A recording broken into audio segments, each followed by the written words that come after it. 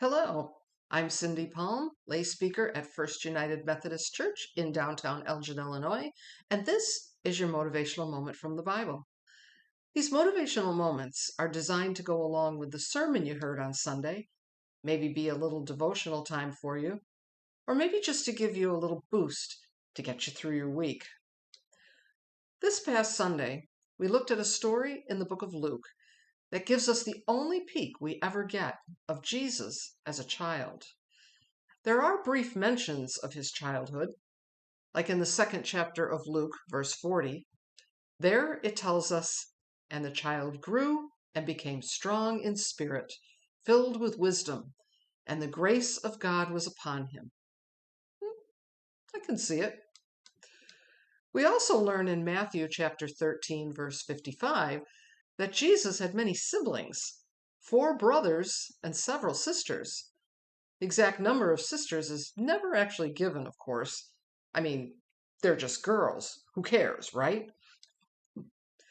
But the story that tells us the most about the young lad Jesus is the story of when Mary and Joseph went to Jerusalem for the Passover celebration and ended up leaving Jesus behind. Unintentionally, of course. Jesus was about 12 at the time, and the family was traveling in a caravan of travelers to the city.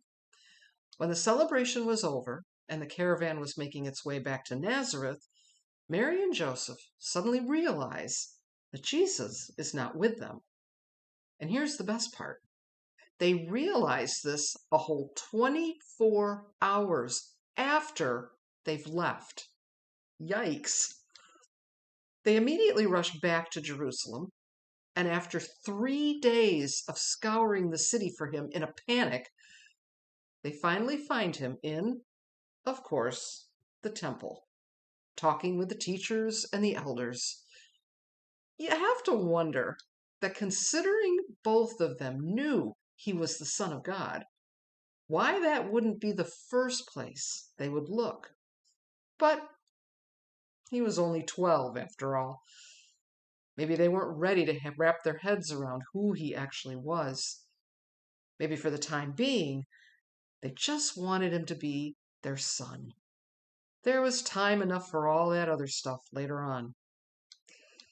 I think the story's purpose is to illustrate that at 12, Jesus already knew who he was, and he certainly knew who his father was, because when Mary and Joseph asked him why he wandered away like that, he responds, "Didn't you know that I would be about my father's business?" In other words, where else did you think I would be?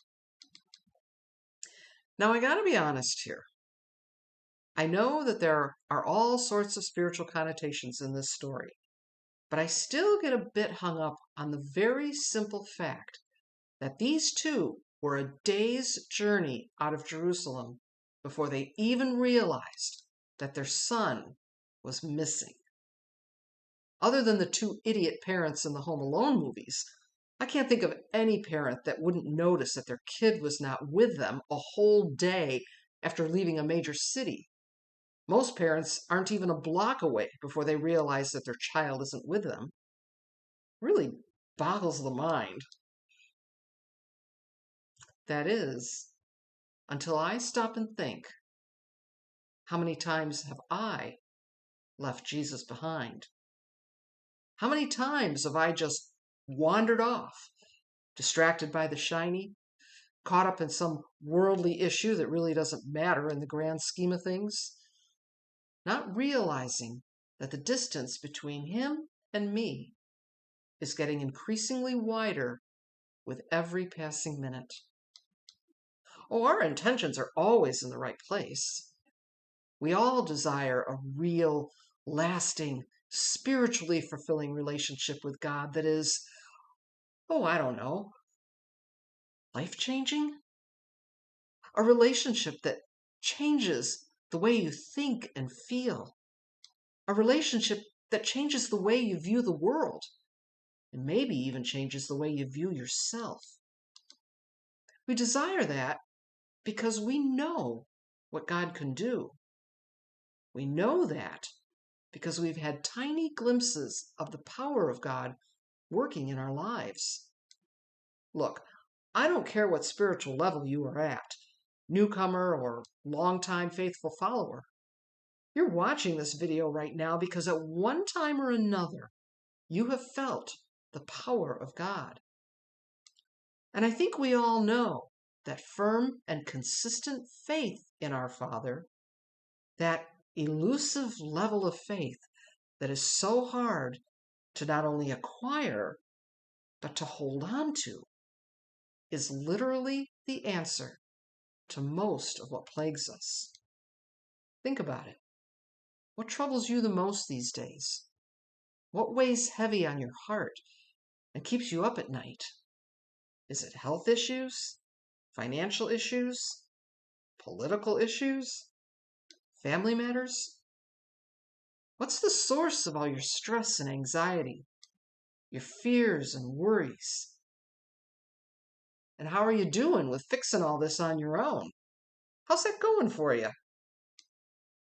You can take all the necessary steps you need to take care in order to take care of yourself, in order to be self-sufficient. And that's an important and necessary thing to do. But there's still a gap. The gap of the unknown. The gap of what you know you can't control. The gap where fear, worry, and doubt have found a nice, comfortable home. And friends, here's the thing. That gap is where you left Jesus. Jesus hasn't wandered away. We have. I hate to admit it, but most of the time, I'm not even aware that I've left Jesus behind until I'm good and lost. And then we scramble, like Mary and Joseph, frantically searching for him because we are in dire need of him. We are always in dire need of him. We just can't seem to remember that. And when we find him, he says exactly what he said to his mother and father.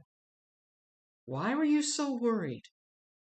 How could you not know where I would be?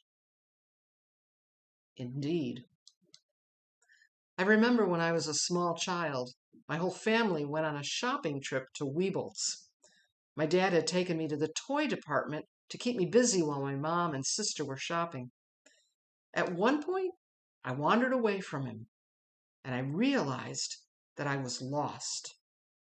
Panic set in, and I started to cry. But here's the thing. My dad never lost sight of me. He was watching me the whole time.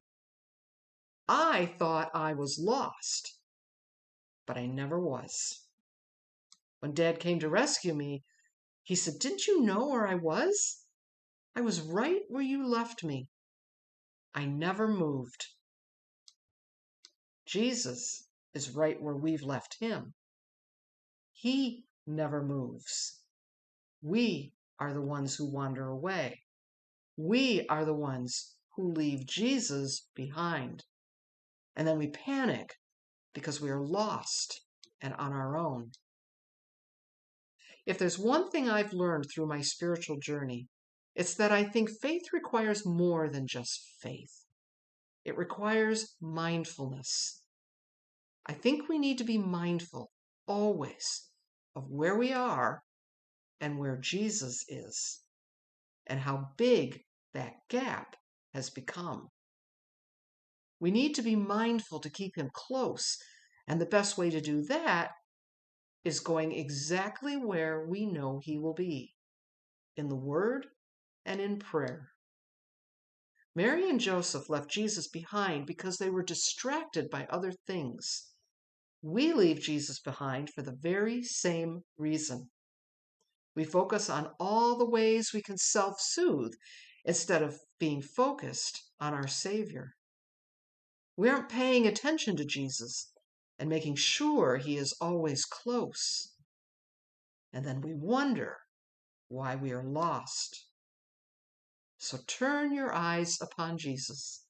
Look full in his wonderful face, and the things of earth will grow strangely dim in the light of his glory and grace.